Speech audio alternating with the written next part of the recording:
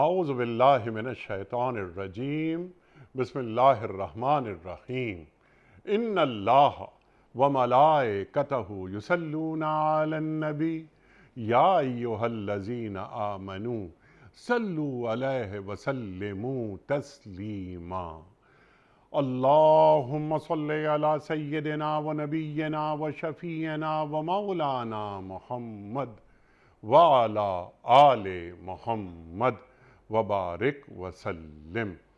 محترم خواتین و حضرات، السلام علیکم۔ پیام صبح کے ساتھ ایک بار پھر حاضر میں ہوں آپ کا میزبان انیق احمد۔ پیام صبح میں آپ اور ہم جانتے ہیں کہ قرآن کریم کے مختلف آیات پر ہمارے ملک کے جید علماء گفتگو فرماتے ہیں۔ ایک آیت ہوتی ہے، کبھی دو آیات ہوتی ہیں، تفصیلی گفتگو ہوتی ہے، اور قرآن کریم کی ان آیات کے تعلق سے ہمارے معزز علماء ہمیں تعلیم فرماتے ہیں شان نزول سے لے کر لمحہ موجود تک۔ شان نزول کیا ماحول تھا، کن حالات میں یہ آیات نازل ہوئیں، اور آج قرآن کریم کی یہ آیات ہم سے کیا مخاطبت فرما رہی ہیں۔ اپنے معزز علماء کے ہم بڑے شکر گزار رہتے ہیں کہ وہ تشریف لاتے ہیں اور ہماری علمی کمی کو دور فرما دیتے ہیں۔ آج ہم اپنے ملک کے ایک ممتاز عالم دین سے بات کروائیں گے سورہ آل عمران کی دو آیات پر، آیت نمبر 26 اور آیت نمبر 27 کے حوالے سے۔ اللہ کیا فرما رہا ہے؟ اللہ اکبر، اللہ اکبر۔ قل اللہم مالک الملک تؤتی الملک من تشاء وتنزع الملک ممن تشاء وتعز من تشاء وتذل من تشاء۔ اللہ اکبر۔ یہ فرمائیے، اللہ کے رسول صلی اللہ علیہ وآلہ وسلم سے ارشاد فرمایا جا رہا ہے۔ اللہ کے رسول صلی اللہ علیہ وآلہ وسلم آپ فرمائیے کہ خدایا، ملک کے مالک، تو جسے چاہے حکومت دے اور جس سے چاہے چھین لے۔ حکومت دینا اور حکومت چھیننا اللہ تعالیٰ کی سنت کیا ہے؟ اس حوالے سے حکومتیں اللہ تعالیٰ کن کو دیتا ہے اور کن سے چھین لیتا ہے۔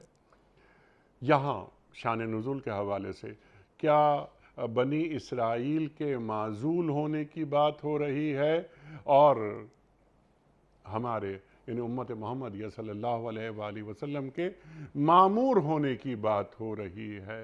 یہ بھی ہم ایک سوال رکھیں گے۔ اللہ فرماتا ہے کہ وہ جسے چاہے عزت بخشے، جس کو چاہے ذلیل کر دے۔ خواتین و حضرات، سوال رکھیں گے کہ عزت دینا اور کسی کو ذلیل کرنا، ذلیل یہاں کمزوری کے معنوں میں ہے، یہ بھی ایک سوال ہم رکھیں گے۔ خواتین و حضرات، بھلائی تیرے اختیار میں ہے۔ یقیناً اللہ سے بھلائیاں ہی منسوب ہوتی ہیں۔ اللہ خیر ہے، بے شک تو ہر چیز پر قادر ہے۔ رات کو دن میں پروتا ہوا لے آتا ہے اور دن کو رات میں۔ اللہ اکبر، اللہ اکبر۔ ایک یہ تکوینی نظام ہے جو چل رہا ہے، مالک و مختار اللہ تعالیٰ ہے۔ اللہ فرما رہا ہے کہ جاندار میں سے بے جان کو نکالتا ہے اور بے جان میں سے جاندار کو، جسے چاہتا ہے بے حساب رزق دیتا ہے۔ خواتین و حضرات، رزق تعریف کیا ہے؟ رزق کے ذرائع کیا کیا ہیں؟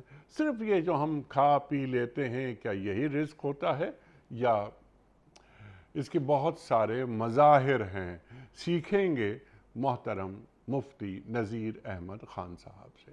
خواتین و حضرات، ہمارے ملک کا ایک جانا مانا نام، معروف اور مقبول نام، فارغ التحصیل دارالعلوم کراچی، مفتی محمد نذیر خان صاحب کو خوش آمدید کہتے ہوئے پروگرام کا آغاز اللہ تعالیٰ کے بابرکت نام سے۔ سورہ آل عمران آیات 26 اور 27۔ اعوذ باللہ من الشیطان الرجیم، بسم اللہ الرحمن الرحیم۔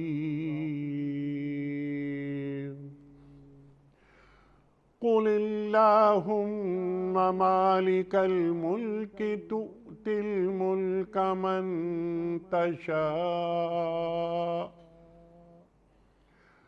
وتنزع الملك ممن تشاء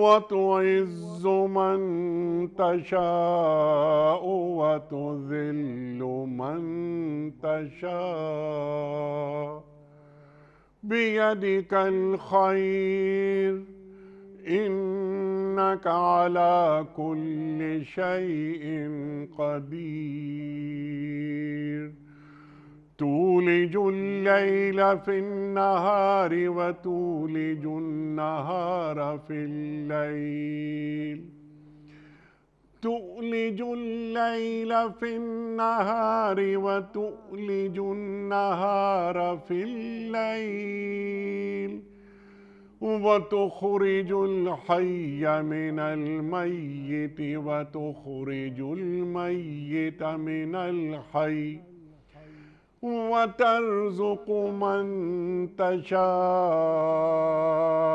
بغير حساب صدق اللہ العظیم۔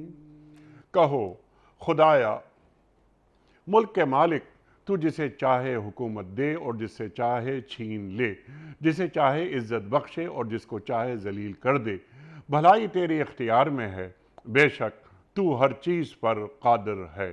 رات کو دن میں پروتا ہوا لے آتا ہے اور دن کو رات میں، جاندار میں سے بے جان کو نکالتا ہے اور بے جان میں سے جاندار کو، اور جسے چاہتا ہے بے حساب رزق دیتا ہے۔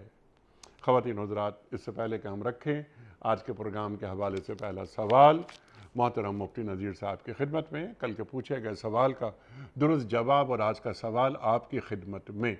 کل کا سوال ہمارا یہ تھا کہ سرکار دو عالم صلی اللہ علیہ وآلہ وسلم نے کتنی غزوات میں شرکت فرمائی؟ 27۔ آج کا سوال نوٹ فرما لیجئے۔ قرآن کریم کی کس سورت کی آیات کو سن کر امیر المومنین حضرت عمر فاروق رضی اللہ تعالی عنہ ایمان لائے؟ سورہ بقرہ کی آیات یا سورہ طٰہٰ کی آیات یا سورہ مومنون کی آیات؟ جو درست جواب آپ سمجھتے ہوں روانہ فرمائیے۔ ہمارے فون نمبرز ہیں 009222134527009۔ ہمارا دوسرا فون نمبر ہے 009222134300980۔ ہمارا ای میل ایڈریس ps@dunyatv.tv۔ ہمارا واٹس ایپ نمبر 009232182509194۔ حضرت مفتی نذیر صاحب ارشاد فرمائیے، بہت اہم آیات۔ قرآن کریم کے ہر آیت اہم ہوتی ہے لیکن بعض آیات آدمی کو جھنجھوڑ دیتی ہیں۔ شان نزول کیا ہے ان آیات کا؟ ارشاد۔ بسم اللہ الرحمن الرحیم، حامداً و مسلیاً۔ آپ نے فرمایا کہ اہم آیات ہیں۔ معجم طبرانی کی روایت ہے، راوی ہیں حضرت عبداللہ ابن عباس رضی اللہ عنہما۔ فرماتے ہیں کہ اللہ کے نبی صلی اللہ علیہ وسلم نے ارشاد فرمایا کہ یہ دو آیات اسم اعظم ہیں۔ جو ان آیات کو پڑھ کے اللہ سے جو مانگے گا اللہ اسے دے گا۔ ان آیات کا شان نزول یہ ہے کہ ابھی اتفاق سے اس سوال کا جواب بھی آپ نے فرمایا کہ غزوہ خندق میں جو خندق تھی وہ کتنی لمبی تھی؟ تو 3.5 میل لمبی تھی، کلومیٹر نہیں، میل لمبی تھی۔ یہ خندق کھودتے ہوئے صحابہ کرام رضوان اللہ علیہم اجمعین نے خود اپنے ہاتھوں سے کھودا، تو ایک جگہ ایسی آئی، ایک چٹان، کہ اس چٹان کو توڑنا صحابہ کرام رضوان اللہ علیہم اجمعین کے بس میں نہیں تھا۔ جناب رسول کریم صلی اللہ علیہ وسلم کو اطلاع ہوئی، آپ تشریف لے گئے اور آپ نے اس پہ جو کدال ماری تو ایک دفعہ روشنی اٹھی، دوسری دفعہ اٹھی، اور روشنی ایسی کہ پورے علاقے کو روشن کر دی۔ اللہ کے نبی صلی اللہ علیہ وسلم نے ارشاد فرمایا کہ جو کافر ہمارے پیچھے ہیں اور اس وقت ہم گھیرے میں ہیں، غزوہ خندق کے بعد یہ صورتحال نہیں ہوگی، پھر یہ آگے آگے ہوں گے، ہم ان کے پیچھے ہوں گے، اور اللہ تعالیٰ میری امت کو، اللہ تعالیٰ صرف عرب کی سرزمین نہیں بلکہ کسریٰ اور ایران کی سرزمین، ایران کی سلطنت، وہ بھی اللہ تعالیٰ میری امت کو عطا کرے گا۔ سبحان اللہ۔ اللہ تعالیٰ نے ان روشنیوں میں مجھے ایران کے محلات دکھائے ہیں۔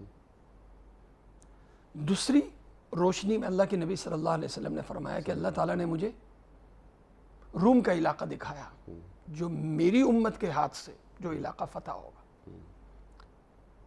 اب اس وقت قسم پرسی میں، پریشانی میں، اس خوشخبری کا ملنا کہ دنیا ہمارے ہاتھ سے فتح ہوگی، ہم دنیا کے عالم کے فاتح ہوں گے، ایک ایسی بات تھی کہ جس کا مذاق اڑایا جا سکتا تھا، اور دنیا کے خزانے ہمارے قدموں میں ہوں۔ منافقین نے مذاق اڑایا کہ یہ مدینے میں اپنا تحفظ نہیں کر پا رہے، اپنے جینے کی بھیک مانگ رہے ہیں، یہ لوگ دنیا کو فتح کریں گے۔ ایک روایت یہ ہے کہ یہ آیات نازل ہوئی ہیں غزوہ خندق کے موقع پر۔ ایک دوسری روایت ہے کہ یہ آیات نازل ہوئی ہیں فتح مکے کے موقع پہ۔ مکہ جب فتح ہوا تو اللہ کے نبی صلی اللہ علیہ وسلم نے ارشاد فرمایا کہ اللہ تعالیٰ اپنی فتوحات کو صرف مکے اور عرب کی فتح تک اللہ محدود نہیں کرے گا، بلکہ وسائل سے بھرپور علاقے، ایران، روم، اللہ تعالیٰ یہ علاقے بھی میری امت کو عطا کرے گا۔ اب یہ جو آیات ہیں، اس پر یہ آیات نازل ہوئی ہیں، ان آیات کے ذریعے رد ہے مادیت پہ، مادہ پرستی پہ رد ہے۔ سبحان اللہ۔ ہمارا عقیدہ ہے انیک صاحب کہ اللہ تعالیٰ جس طرح خالق جن و انس ہیں، انسانوں کے خالق، حیوانات کے خالق، جنات کے خالق ہیں، اسی طرح اللہ تعالیٰ اعمال کے بھی خالق ہیں۔ سبحان اللہ۔ اعمال میں سے بادشاہت ملنا، بادشاہی سے محروم ہونا، عزت ملنا، ذلت ملنا، یہ اعمال ہیں۔ یہ کس کے ہاتھ میں؟ اس کا خالق کون ہے؟ خالق اس کا اللہ ہے۔ سبحان اللہ۔ جیسے ایک انسان کے بس میں نہیں ہے کسی انسان کو پیدا کرنا، انسان کے بس میں نہیں، ایک کسان کے بس میں نہیں ہے ایک کمزور دانے کو زمین کے اندر سے نکالنا، انسان کے بس میں نہیں۔ کون نکالتا ہے؟ اللہ۔ پانی کے قطرے سے انسان کو پیدا کون کرتا ہے؟ اللہ۔ اسی طرح وہی اللہ وہ عزت بھی دیتا ہے، وہ ذلت بھی دیتا ہے۔ اب اللہ تعالیٰ نے ان دو آیات کے اندر انیق صاحب ایک عجیب لفظ خلق کو ذکر کیا۔ ایجاد الگ چیز ہے، تخلیق الگ چیز ہے۔ اللہ تعالیٰ نے یہاں دو ضدین ذکر کیے، بادشاہی ملنا، بادشاہی سے محرومی، محرومی سے بادشاہت کو نکالنا، بادشاہت سے محرومی کو نکالنا، عزت سے ذلت دینا اور ذلت سے عزت دینا، عزت سے ذلت، ذلت سے عزت، دو متضاد چیزیں۔ یہ ایسے ہی ہے جیسے پانی کا قطرہ، پانی کے قطرے سے، جیسے پانی سے کوئی لوہے والی چیز نہیں بنا سکتا، لوہے کی چیز سے لوہے کی چیز ہی بنے گی، لکڑی کی چیز سے لکڑی کی چیز ہی بنے گی، لیکن پانی سے انسان کا بننا یہ انسان کے بس کی بات نہیں ہے۔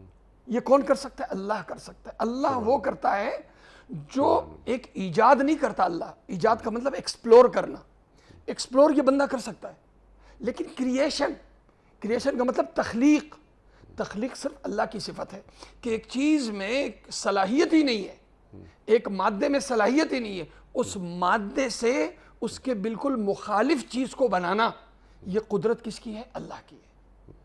پانی کے قطرے میں صلاحیت نہیں ہے ہڈی بننے کی، پانی کے قطرے میں صلاحیت نہیں ہے بال بننے کی، پانی کے قطرے میں صلاحیت نہیں ہے آنکھیں بننے کی، پانی کے قطرے میں صلاحیت نہیں ہے گوشت اور کھال بننے کی، لیکن اللہ تعالیٰ ماں کے پیٹ میں بنا کے دکھا دیتا ہے۔ وہی اللہ وہ خالق عز بھی ہے، خالق ذل بھی ہے۔ عزت وہی پیدا کرتا ہے۔ ٹھیک، اس کے ذریعے جو میں نے عرض کیا کہ یہ رد ہے مادیت پہ۔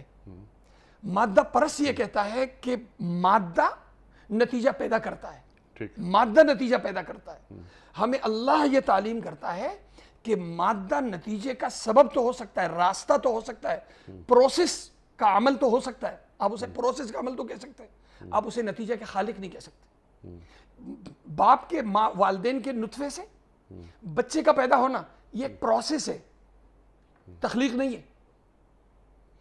ایک کسان دانہ ڈالتا ہے زمین میں، اس سے ایک کمزور پودے کا نکلنا زمین پھاڑ کے، یہ ایک پروسیس ہے، لیکن اسے آپ یہ نہیں کہہ سکتے کہ یہ جو دانہ ہے اس نے اس پودے کو پیدا کیا۔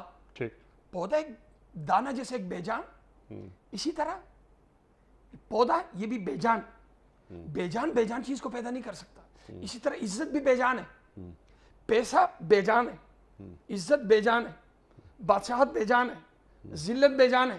یہ دیتا کون ہے؟ یہ اللہ دیتا ہے۔ ٹھیک ہے، اللہ چاہے تو اپنی قدرت سے، اللہ چاہے تو عزت دے دے، اللہ اپنی قدرت سے چاہے تو ذلیل کر دے، اللہ اپنی قدرت سے چاہے تو بادشاہ بنا دے۔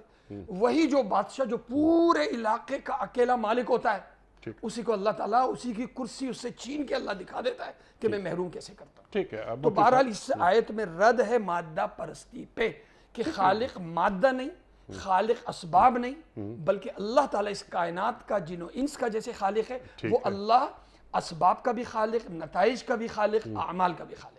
سبحان اللہ، سبحان اللہ، سبحان اللہ۔ اب ہم ایک ایک نقطے پر آپ سے بات کرواتے ہیں۔ بنیادی گفتگو آپ نے عطا فرما دی۔ اللہ جسے چاہے حکومت دے، جسے چاہے حکومت لے لے، جس کو چاہے عزت دے، جس کو چاہے اس سے عزت چھین لے۔ سمپل سوال آپ کی خدمت میں کہ حکومت دینا اور لینا یقیناً اللہ کے اختیار میں ہے، عزت دینا اور عزت چھیننا اللہ کے اختیار میں ہے۔ اللہ تعالیٰ کی حکومت دینے اور لینے، عزت دینے اور عزت لینے کے حوالے سے سنت کیا ہے؟ اللہ کی کیا اسباب ہوتے ہیں؟ اللہ کن کو حکومت دیتا ہے اور کن سے حکومت لے لیتا ہے؟ اس کا تعلق کیا اعمال سے ہے یا اللہ تعالیٰ اپنی رحمت سے، اپنے فضل سے بعض حکومتیں عطا فرما دیتا ہے؟ بحیثیت انسان کے مجھے اللہ نے اسباب کا پابند بنایا ہے۔ میں اسباب کا راستہ اختیار کروں گا تو مجھے نتیجہ ملے گا، اسباب کا راستہ اختیار نہیں کروں گا تو مجھے نتیجہ نہیں ملے گا۔ اللہ نے جو ایک مقررہ راستہ نتیجے کے حاصل کرنے کا مجھے بتایا ہے، میں اس مقررہ راستے پہ آؤں گا تو مجھے نتیجہ ملے گا، ورنہ مجھے نہیں ملے گا۔ اس راستے پہ کافر چلے تو اسے بھی نتیجہ ملے گا، اس راستے پہ مسلمان چلے تو اسے بھی نتیجہ ملے گا۔ اچھا، اللہ تعالیٰ نے نتائج کو جوڑا ہے اسباب کے ساتھ۔ جو بھی سبب اختیار کرے گا اللہ تعالیٰ اسے اس کا نتیجہ دے گا، لیکن اللہ پابند نہیں ہے۔ اللہ پابند نہیں ہے۔ اللہ چاہے تو جس نے اسباب کا راستہ پورا اختیار کیا اس کو محروم کر دے، اور اللہ چاہے تو جس نے اسباب کا راستہ پورا تو اختیار نہیں کیا لیکن اس نے اپنی پوری کوشش کی، اللہ چاہے تو وہ اسے اس کا نتیجہ دے دے، اس کی محنت کا۔ تو اللہ تعالیٰ نے بحیثیت انسان کے مجھے اللہ کے خزانوں سے لینا ہو، مجھے اولاد چاہیے، مجھے شادی کا راستہ اختیار کرنا ہے، مجھے پھل اناج چاہیے، مجھے کسانی کا راستہ اختیار کرنا ہے، مجھے حکومت چاہیے، حکومت لینے کے لیے جو راستہ مقرر ہے مجھے وہ اختیار کرنا ہے۔ اسباب کا اللہ تعالیٰ نے مجھے پابند کیا، میں وہ اسباب اختیار کروں گا تو مجھے نتیجہ ملے گا، لیکن یہ نتیجہ جو مجھے مل رہا ہے اسباب کے راستے سے مل رہا ہے، لیکن اسباب کے راستے سے ملنا کیا یہ یقینی ہے؟ یہ سوال ہے کہ اسباب کے راستے سے نتیجہ ملنا کیا یقینی ہے؟ یقینی نہیں ہے۔ انسان کو جو نتیجہ ملتا ہے وہ اللہ کے فضل سے ملتا ہے۔ اگر فضل سے ملتا ہے، کافر کو ملتا ہے، وہ اس کے لیے امتحان بنتا ہے۔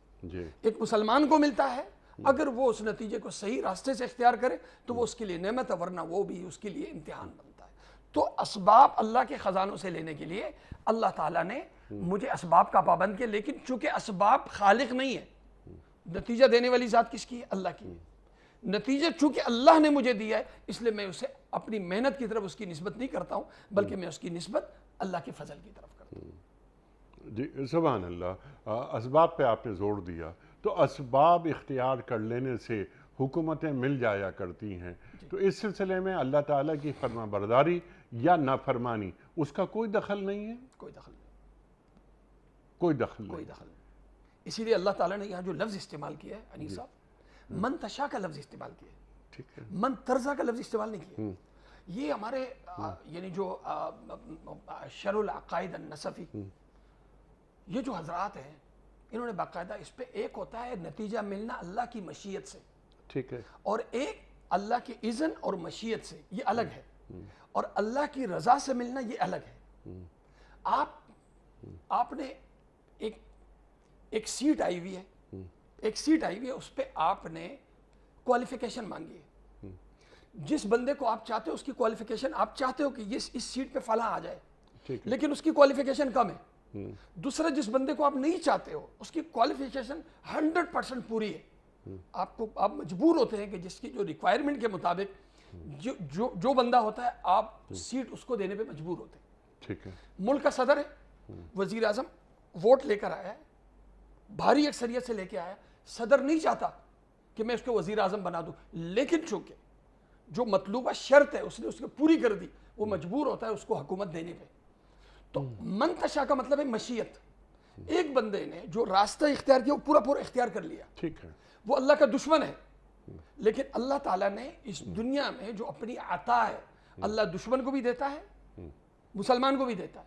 جو بھی اسباب کا راستہ اختیار کرے گا اللہ تعالیٰ ایک کافر کو کامیابی دیتا ہے، اپنی خوشی سے نہیں، اپنی رضا سے نہیں، لیکن اپنے اذن اور مشیت سے. مسلمان کو جو اللہ تبارک و تعالیٰ کامیابی دیتا ہے، عزت دیتا ہے، وہ اپنی مشیت سے نہیں بلکہ اپنی رضا سے. ایک مسلمان سے خوش ہو کے دینا اور ایک ہے ناخوش ہو کے دینا، دونوں میں فرق ہے. اس فرق کو ہمارے جو عقائد کے جو ماہرین ہیں وہ اس کو یوں بیان کرتے ہیں، اذن اللہ الگ ہے، رضا اللہ الگ ہے. اللہ کی مشیت الگ ہے، اللہ کی رضامندی الگ ہے. ایک کافر بھی اگر ریاست کے چلانے کے لیے، ریاست کے حصول کے لیے، روزی کمانے کے لیے، کاروبار کو اٹھانے کے لیے، کاروبار کو کامیاب بنانے کے لیے وہ بھی اگر محنت کرے گا، صحیح راستہ اختیار کرے گا، اللہ اس کو بھی کامیابی دے گا. ٹھیک ہے. اللہ اس کو بھی کامیابی دے گا. لیکن وہاں لفظ ہے من تشاء، من ترضا نہیں ہے، رضامندی نہیں ہے، مشیت ہے. اللہ کا اذن، اللہ کا اذن ہوگا تو نتیجہ ملے گا، اللہ کا اذن نہیں ہوگا تو نتیجہ بھی نہیں ملے گا. ایک کافر کو بھی اللہ اولاد دیتا ہے، ایک کافر کسان کو بھی اللہ تبارک و تعالیٰ، اس کو بھی اللہ تعالیٰ اناج دیتا ہے، ایک مسلمان کو بھی دیتا ہے. اللہ تعالیٰ نے اس دنیا کو جو رکھا ہے وہ اسباب سے جوڑا ہے، ٹھیک ہے. اعمال سے نہیں جوڑا. اسی طرح آخرت کا تعلق جو ہے وہ اعمال سے، دنیا کا تعلق ہے اسباب سے. ٹھیک ہے. اسی طرح اللہ تعالیٰ جیسے من تشاء پر آپ نے بات فرمائی، کافر کو، ایک نافرمان کو اس کو بھی حکومت دے دیتا ہے، اقتدار دے دیتا ہے. جس طرح یزید کو اقتدار ملا تو اس کا مطلب فرعون کو اقتدار ملا، فرعون کو ملا، نمرود کو ملا، بہت ساری مثالیں موجود ہیں ہمارے پاس. اچھا، تو یعنی درجات کا تعین اعمال نہیں کرتے دنیا کے جو یہ حکومت کے حوالے سے ہم بات کر رہے ہیں نا، درجات ہے نا ہمارے، یہ کہ ایک درجہ میں وزیر اعظم بن گیا، میں پریزیڈنٹ بن گیا، وغیرہ وغیرہ، حکمران بن جاتا ہوں میں، تو اس کے لیے اللہ تعالیٰ کی رضا وہ ضروری نہیں کہ شامل ہو. بالکل ٹھیک ہے. مالدار ہونا، حکمران ہونا، وزیر ہونا، اس کے لیے ضروری نہیں کہ ہم اس کو اللہ کا فضل کہیں. ٹھیک ہے. یہ اللہ کا فضل نہیں، کہیں بھی نہیں لکھے کہ اللہ کا فضل، یہ اللہ کی طرف سے ایک امتحان ہے. ٹھیک ہے. مالدار کو اللہ تعالیٰ اس کی مالداری کے ذریعے آزماتا ہے، ایک غریب کو اللہ تعالیٰ اس کی غریبی میں آزماتا ہے. ٹھیک ہے. اسے اللہ کا فضل، اللہ کا انعام، یہ اللہ کا انعام اس وقت ہے جب اس عہدے کو، اس طاقت کو دین کے لیے اور اللہ کی مرضی سے استعمال کیا جائے. ٹھیک ہے. اچھا، اب ہم بات کرتے ہیں بنی اسرائیل کی. اچھا، بعض مفسرین نے یہ بھی لکھا ہے کہ یہ شان نزول کے حوالے سے کہ بنی اسرائیل اب جا رہی ہے، ان کی حکمرانی، ان کی چودراہٹ، اب یہ امت مسلمہ صلی اللہ علیہ وآلہ وسلم، وہ امت محمدیہ وہ اب معمور ہو رہے ہیں۔ یا بنی اسرائیل اذکروا نعمتی التی انعمت علیکم وانی فضلتکم علی العالمین، اللہ فرما رہا ہے قرآن کریم میں۔ تو وہ ایک پھر انہوں نے یہاں تک کہنا شروع کیا، قرآن کریم فرما رہا ہے نا کہ ہم چہیتے ہیں، اللہ کے چہیتے ہیں۔ تو کسی بھی قوم کو چہیتا ان کے دعوے بناتے ہیں یا ان کے اعمال۔ اسی ذیل میں ایک چھوٹی سی بات، ضربت علیہم الذلۃ والمسکنہ، وہاں بھی ذلت کا لفظ آیا جو اللہ قرآن میں رکھ رہا ہے۔ تو وہ تو معمور کیا اللہ تعالیٰ نے بنی اسرائیل کو، لیکن انہیں ذلت سے آشنا بھی کر دیتا ہے اللہ تعالیٰ، اور قرآن میں اللہ فرما رہا ہے، ارشاد۔ اب یہ آپ پہلے بات تھی بادشاہت کی۔ جی جی اچھا، یہ جو ملک کا لفظ ہے نا، اس کا ایک ترجمہ بادشاہت ہے، جی جی دوسرا ترجمہ اس کا پاور ہے۔ ٹھیک ہے، ملک کے دو معنی آتے ہیں عربی میں، اس کے معنی اختیار کے بھی آتے ہیں۔ اللہ تعالیٰ تمام طاقتوں کے مالک ہیں، ٹھیک ہے، تمام اختیارات کے مالک ہیں، اور ملک کا ایک ترجمہ تمام بادشاہتوں کا وہ اکیلا مالک ہے۔ اللہ تعالیٰ نے بادشاہت دی، آپ کو اختیار دیا، آپ کو عہدہ دیا۔ کیا اس عہدے کے ذریعے ضروری ہے کہ آپ کو عزت بھی ملے؟ کیا اس عہدے کے ذریعے ضروری ہے کہ آپ کو سکون بھی ملے؟ سکون اللہ تعالیٰ نے دین کے ساتھ جوڑا ہے انیق صاحب، سکون اللہ تعالیٰ نے دین سے جوڑا ہے، عزت اللہ تعالیٰ نے دین سے جوڑا ہے۔ عزت کا مطلب ہوتا ہے دل میں جگہ کا ہونا، دل میں احترام کا ہونا۔ اللہ تعالیٰ نے قرآن کریم میں ایک جگہ نہیں، کئی جگہوں پہ کہ دین کے ساتھ اللہ تعالیٰ نے عزت جوڑی ہے۔ ان الذین آمنوا وعملوا الصالحات سیجعل لهم الرحمن ودا۔ ایمان ایک شخص با کردار ہے، دین کو جو مطلوب کردار ہے اس کردار کا مالک ہے، سبحان اللہ، ٹھیک ہے۔ لوگ دل سے اس کی عزت کرنے پہ مجبور ہوں گے، حالانکہ وہ بیچارہ غریب ہے۔ ایک بندے کے پاس بڑا عہدہ ہے لیکن بد کردار ہے، بد کردار، وہ وزیر اعظم بھی ہوگا، صدر بھی ہوگا، کھرب پتی بھی ہوگا، باہر کے لوگ تو چھوڑے، اپنی بیوی اپنے بچے اس کی عزت نہیں کریں گے۔ تو ذلت، عزت اور سکون، یہ دونوں چیزیں اللہ تعالیٰ نے کس کے ساتھ جوڑی ہیں؟ دین کے ساتھ جوڑی۔ عزت میں دکھنا الگ ہے، عزت میں ہونا الگ ہے۔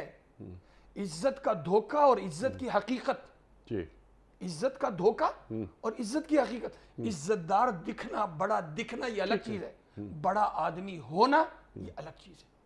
عظمت دین سے ہے، عزت دین سے ہے، سکون دین سے۔ یہ چیزیں اگر نہیں ہوں گی، کھرب پتی ہوگا، اندر بے سکونی اور خوف، ڈر، ذلت اور یہ ڈر کہ یہ جو میرے پاس جو کچھ ہے کہ یہ مجھ سے دنیا چھین نہ لے، یہ مجھ سے چلا نہ جائے، اس کو یہ اندر کا یہ غم لگا رہے گا۔ ٹھیک ہے، اسی کو اللہ تعالیٰ یہاں بیان کر رہے ہیں کہ یہاں تو آپ نے بنی اسرائیل تو صرف ایک قوم ہے نا، جی، اللہ تعالیٰ یہاں جو ہم سے وعدہ کر رہا ہے، وہ یہ کر رہا ہے کہ مالک میں ہوں۔ ٹھیک ہے، یہ نہیں کہ بادشاہ دنیا سے جا رہا ہے تو وراثت میں بادشاہت بٹ رہی ہے، جیسے ایک مرحوم جاتا ہے دنیا سے، اس کی جائیداد جیسے بٹتی ہے، تو اس طرح نہیں کہ دنیا کی جو حکمرانیاں ہیں اور بادشاہتیں ہیں یہ بھی موروثی ہیں، نہیں، یہ اللہ کے ہاتھ میں ہے۔ یہ اللہ کے ہاتھ، اللہ تعالیٰ کا پہلے فضل ہوا ٹھیک ہے، بنی اسرائیل پہ، انہیں صرف بادشاہت نہیں ملی، انہیں دو چیزیں ملی، بادشاہت بھی ملی، نبوت بھی ملی۔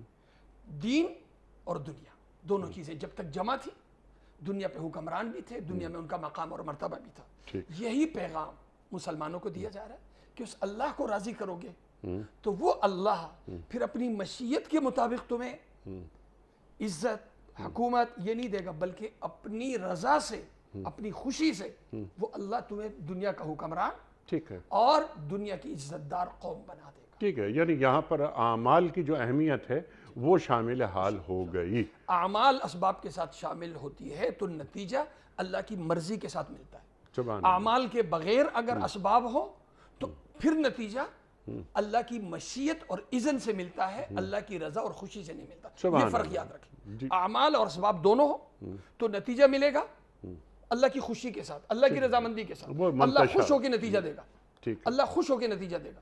لیکن اسباب ہو، اعمال نہ ہو، اللہ تعالیٰ اپنی مشیت سے نتیجہ دے گا، کیونکہ اللہ نے اسباب سے نتائج کو جوڑا ہے۔ اللہ نتیجہ دے گا لیکن ضروری نہیں کہ اللہ آپ سے خوش ہو. ٹھیک ہے. اسی لیے جناب رسول کریم صلی اللہ علیہ وسلم کی حدیث ہے, جامع ترمذی کی روایت ہے, جناب رسول کریم صلی اللہ علیہ وسلم نے ارشاد فرمایا کہ اللہ تعالیٰ روزی کا بھی خالق ہے, اللہ اخلاق کا بھی خالق ہے. اللہ تعالیٰ روزی دیتا ہے اس کو جو اللہ کا محبوب ہوتا ہے, اس کو بھی دیتا ہے جو اللہ کا دشمن ہوتا ہے. اللہ روزی دیتا ہے اس کو بھی جو اللہ کا محبوب ہوتا ہے, اس کو بھی جو اللہ کا دشمن ہوتا ہے. لیکن اللہ تعالیٰ اخلاق اور دین اس کو دیتا ہے جو اللہ کا محبوب ہوتا ہے. سبحان اللہ. لہذا ایک شخص کو دیکھو کہ اسے دین ملا ہوا ہے, اسے اچھا اخلاق ملا ہوا ہے, سبحان اللہ. تو اس سے یہ نتیجہ اخذ کرو کہ اللہ کا محبوب ہے, تبھی تو اللہ تعالیٰ نے اسے دینداری اور اچھا اخلاق عطا کیا ہے. سبحان اللہ. تو دینداری ملنا, اچھا اخلاق ملنا, یہ اللہ کا خصوصی انعام ہے. اللہ تعالیٰ اسباب کی بنیاد پہ نہیں, اللہ خاص اپنے فضل کی بنیاد پہ دیتا ہے. اور جہاں تک دنیا داری ہے, مال ہے, حکومت ہے, یہ اللہ تعالیٰ دیتا ہے اپنے دشمن کو بھی اور اپنے محبوب کو بھی, اس کو بھی جو راستہ اسباب کا اختیار. جی سبحان اللہ, سبحان اللہ, سبحان اللہ. بہتر یہ ہے کہ اللہ تعالیٰ کی فرما برداری کرتے ہوئے اقتدار کو حاصل کیا جائے, عزتوں کو حاصل کیا جائے. اللہ تعالیٰ کی نافرمانی کرتے ہوئے بھی اقتدار حاصل ہو سکتا ہے اور حکومت حاصل ہو سکتی ہے. مفتی صاحب یہی فرمائیے کہ عزت اللہ تعالیٰ, معز اللہ تعالیٰ کی صفت ہے, اللہ ہی عزت دیتا ہے. یہ عزت ذلت میں تبدیل کب ہوتی ہے؟ عزت ذلت میں تبدیل کب ہوتی ہے؟ مثال کے طور پر ضربت علیہم الذلۃ والمسکنہ, بنی اسرائیل ہے نا, اللہ تعالیٰ نے انہیں کس مقام پر پہنچایا.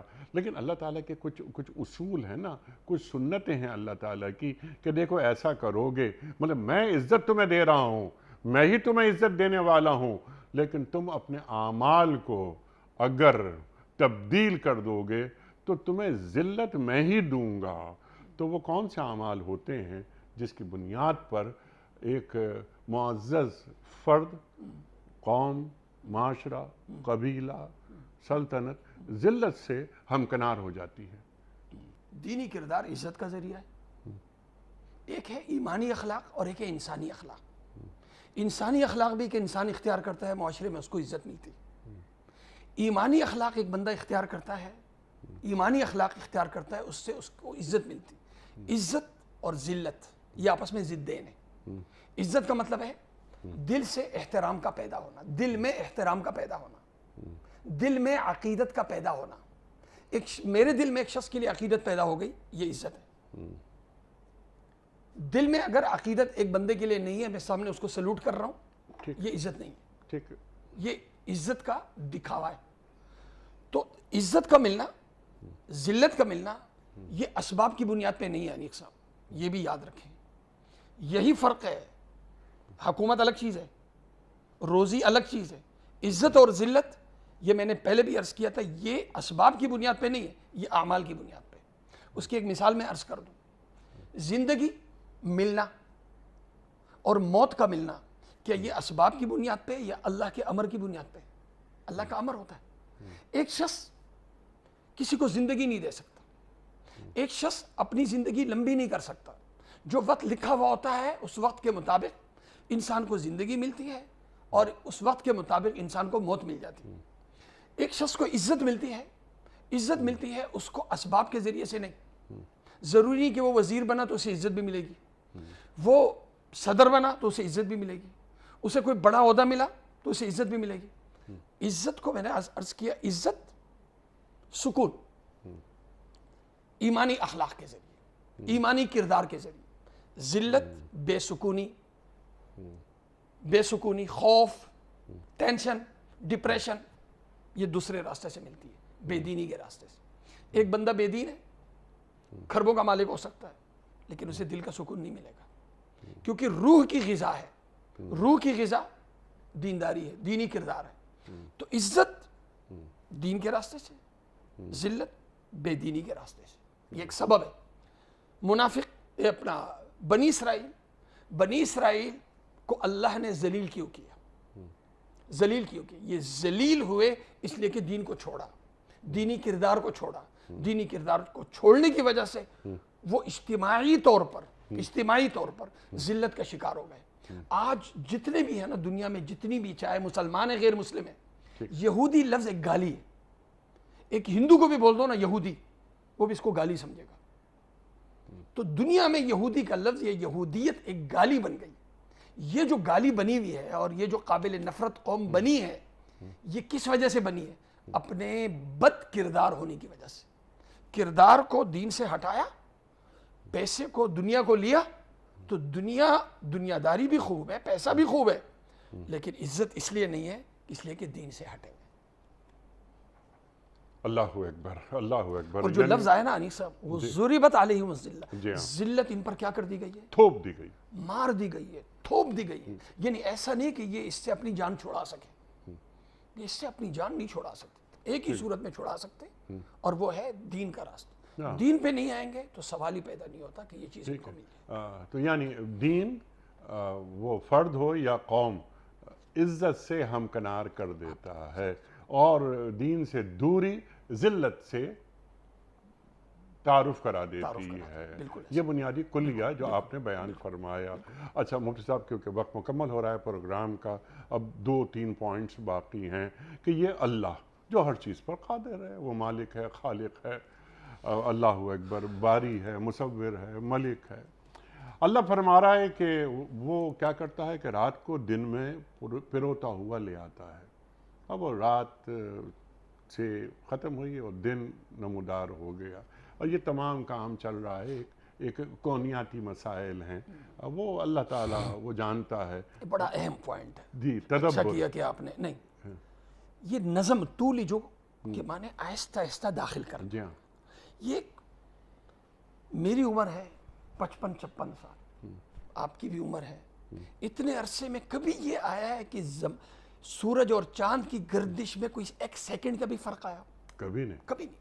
کبھی یہ کائنات کا، یہ سورج اور چاند سے جو رات اور دن کا چھوٹا بڑا ہونا، یہ ان کی گردش سے متعلق ہے۔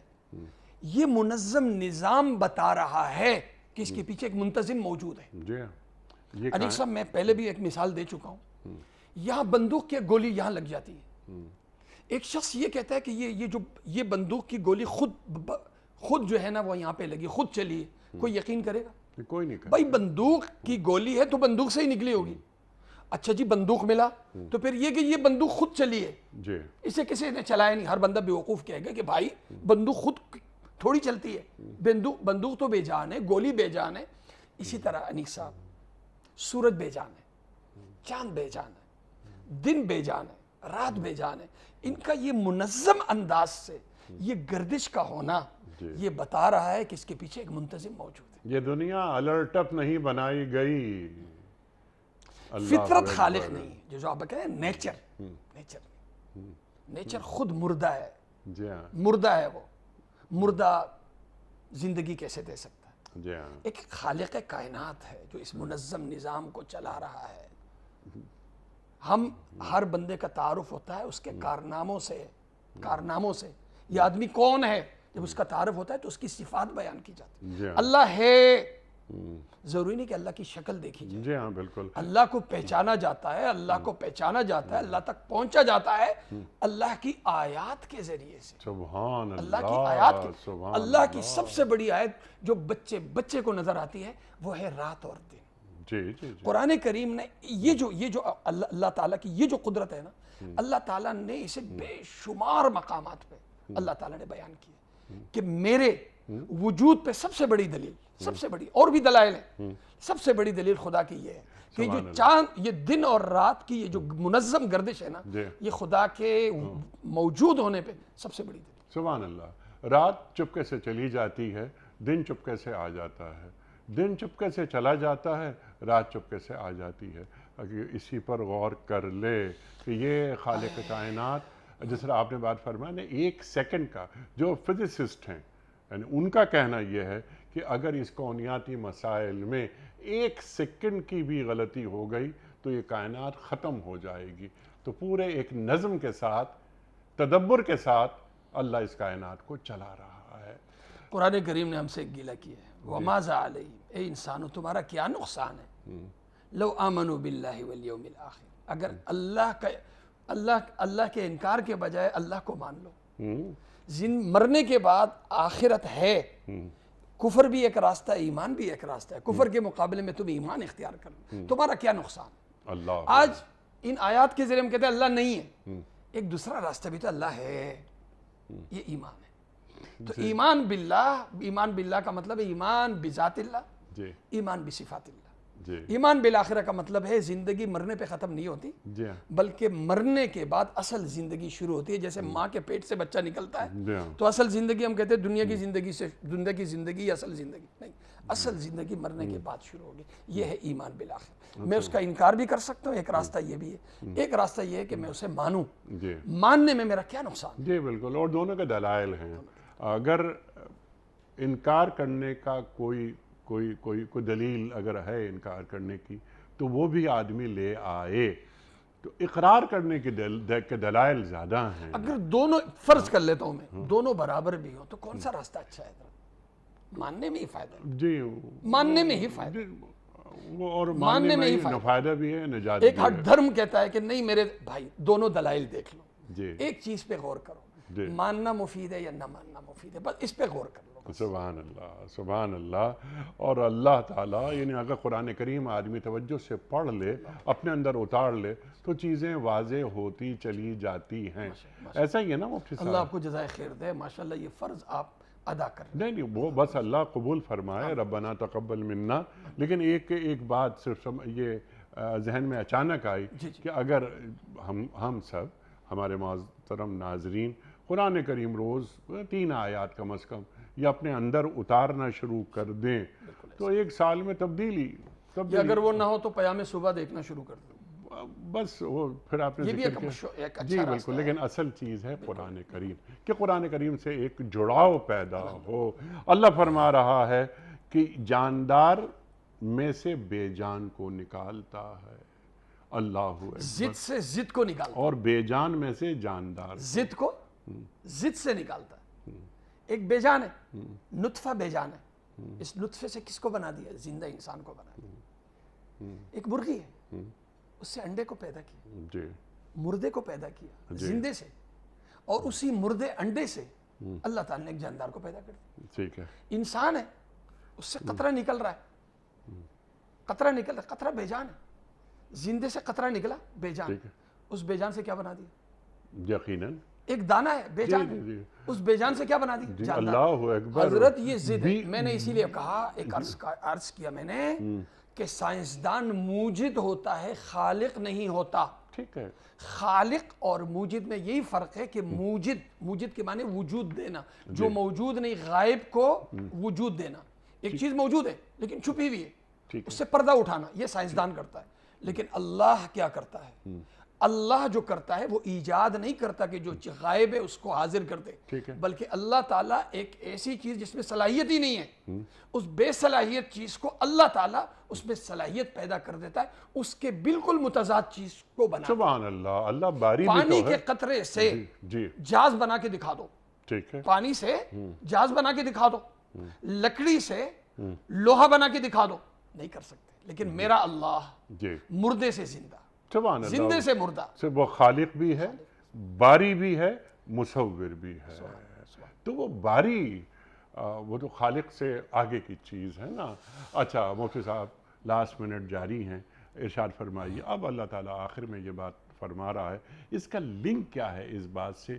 یہ بھی ذرا جوڑ دیجئے کہ وہ اللہ جسے چاہتا ہے بے حساب رزق دیتا ہے۔ اس کا یعنی یہ کانٹیکسٹ ہے نا، وہ کانٹیکسٹ کیا ہے؟ ارشاد۔ ترزق و رزق ایک تو اردو میں ہم استعمال کرتے ہیں، جی ہاں، عربی میں جب اس کا استعمال ہوتا ہے تو اس کا معنی ہوتا ہے عطا کرتا ہے۔ ٹھیک ہے، اس کے اندر روزی بھی شامل ہے، اس کے اندر عہدہ بھی شامل ہے، اس کے اندر مال بھی شامل ہے، اس کے اندر سب شامل ہے۔ ٹھیک ہے، اللہ تعالیٰ جب دیتا ہے تو وَتَرْزُقُ مَن تَشَاءُ، اللہ تعالیٰ روزی دیتا ہے جس کو چاہتا ہے بے حساب، یعنی یہ نہیں کہ جتنا سبب اختیار کیا اتنا ہی نتیجہ ملے، ضروری نہیں۔ ممکن ہے آپ نے جتنا سبب اختیار کیا ہو، نتیجہ اس کے مقابلے میں اللہ تعالیٰ بھرپور دے دے۔ ٹھیک ہے، نتیجہ محنت کم ہے، نتیجہ خوب ملے، یہ کون کرتا ہے؟ اللہ۔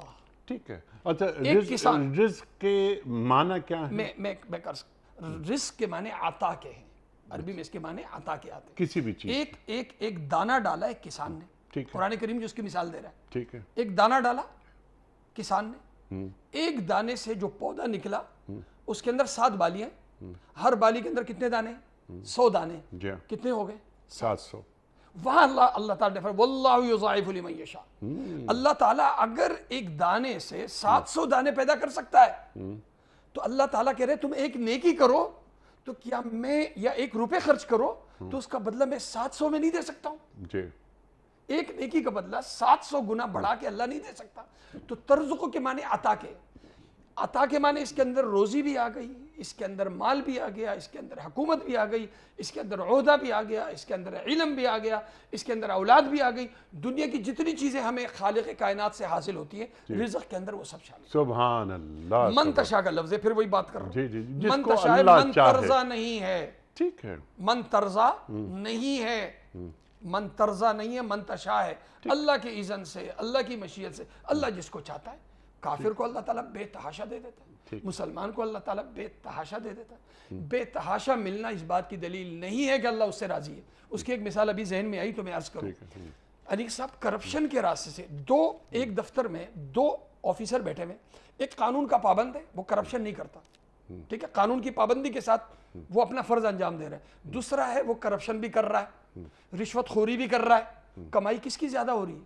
جو کرپشن کر رہا ہے، جو رشوت خوری کر رہا ہے، اور یہ بچنا صرف اپنی تنخواہ پہ گزارا کر رہا ہے۔ تو کم ملنا اس بات کی دلیل نہیں ہے، کم ملنا اس بات کی دلیل نہیں ہے کہ یہ محروم ہے اور اس پہ اللہ کا بڑا فضل ہے۔ وہ قانون کا مجرم بنتا جا رہا ہے، ٹھیک ہے، کما خوب رہا ہے لیکن قانون کا مجرم بنتا جا رہا ٹھیک ہے، ہے، یہ کما کم رہا ہے لیکن قانون اس پہ ہاتھ نہیں صرف اٹھا قانون ہی کا مجرم نہیں ہے، وہ اللہ کا مجرم بھی بن رہا ہے۔ اسی طرح وسائل خوب ملے، وسائل خوب ملے، بادشاہت ملے، سب کچھ ملے، لیکن اللہ کو ناراض کر کے ہو تو یہ دراصل جیسے کرپٹ انسان اپنے لیے خود اپنا برا انجام خود تیار کرتا ہے، اسی طرح اللہ کا نافرمان بن کے میں کتنے ہی وسائل کا مالک ہو جاؤں لیکن دراصل میں اپنی آخرت برباد کر رہا ہوں۔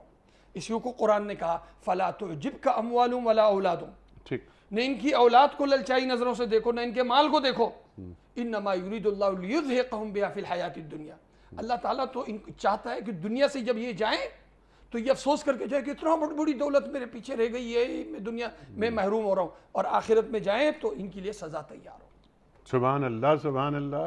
مفتی صاحب آپ کا بڑا ممنون، آپ تشریف لائے، سورہ آل عمران آیات 26 اور 27 پر تفصیلی گفتگو فرمائی محترم مفتی نذیر احمد خان صاحب نے۔ کوئز، کل کا سوال ہمارا یہ تھا کہ سرکار دو عالم صلی اللہ علیہ وآلہ وسلم نے کتنی غزوات میں شرکت فرمائی؟ 27 آج کا سوال نوٹ فرما لیجئے۔ قرآن کریم کی کس سورت کی آیات کو سن کر امیر المومنین حضرت عمر فاروق رضی اللہ تعالی عنہ ایمان لائے؟ سورہ بقرہ کی آیات یا سورہ طٰہٰ کی آیات یا سورہ مومنون کی آیات؟ جو درست جواب آپ سمجھتے ہوں روانہ فرمائیے۔ ہمارے فون نمبرز ہیں 0092213452709، ہمارا دوسرا فون نمبر ہے 0092234300980، ہمارا ای میل ایڈریس ps@dunyatv.tv، ہمارا واٹس ایپ نمبر 009232182509194۔ مفتی صاحب ایک پرچی نکال کر اعلان فرما دیجئے آج کے ونر کون ہیں؟ آج کے ونر ہیں محترمہ عائزہ احمد، عائزہ احمد صاحبہ۔ کہاں سے؟ لاہور۔ لاہور سے۔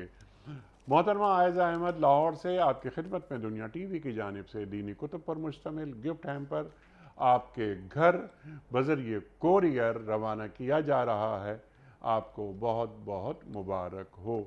پیام صبح کا اختتام ہوتا ہے روزانہ ایک قول پر، اور وہ قول ہوتا ہے صاحب نہج البلاغہ امیر المومنین حضرت علی مرتضیٰ کرم اللہ وجہہ کا آپ فرماتے ہیں جب بھلائی کو دیکھو تو اسے حاصل کرو اور جب برائی کو دیکھو تو اس سے منہ پھیر لو۔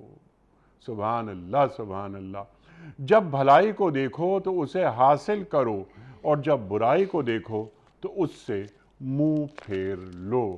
سبحان اللہ سبحان اللہ۔ اپنے میزبان انیق احمد کو کل تک کے لیے اجازت دیجیے۔